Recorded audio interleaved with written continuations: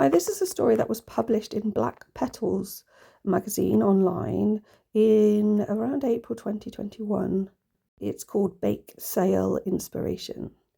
The annual bake sale is almost here. We all know Angela Cressida, town mayor, has won for the last 250 years, and so we ask you to send in your best recipes to inspire the kitchens of Mistville. Our first inspiration comes from Teresa Edson, the witch in the black hat at the end of the lane. Her recipe for fairy cakes is delicious. We all tried them in the office and we fought over the last one. See also job vacancies.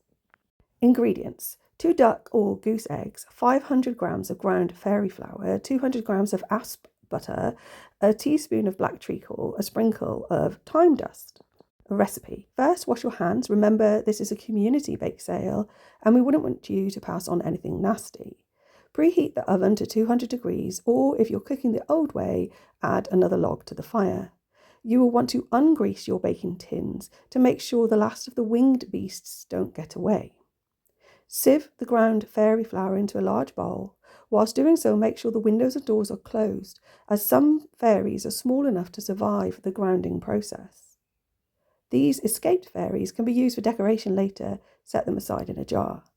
Next, cut the butter into the flour with a knife. Don't use your hands at this stage, as the asp butter is venomous until cooked.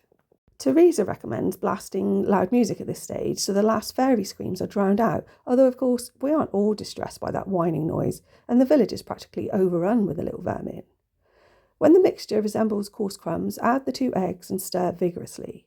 The eggs will naturally resist binding, as we all know the fairy community has been quite aggressive towards the bird population.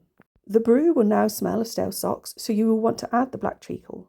This releases a hissing sound which transforms the odour into a bright summer's day picnic in the park, like the ones you used to have as children before you realised the utter pointlessness of it all. The next ingredient is the most dangerous. You must uncork the bottle of thyme without peeking.